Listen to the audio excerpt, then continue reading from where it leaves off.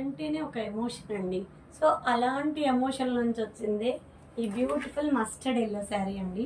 ఒక క్లయింట్ వాళ్ళ కొడుకు హల్దీ ఫంక్షన్ కోసం అని తీసుకున్నారు. సో బ్యూటిఫుల్గా నేను ఈ శారీకి ట్యాజిల్స్ చేయించాను. చూస్తున్నారు కదా, beautiful tassels, beautiful Banarasi sari అండి. చూస్తున్నారు కదా. అండ్ నేను బ్లౌజ్ విషయానికి వచ్చేసరికి ఈ శారీలో వచ్చిన బ్లౌజ్ నేను తీసుకోలేదండి.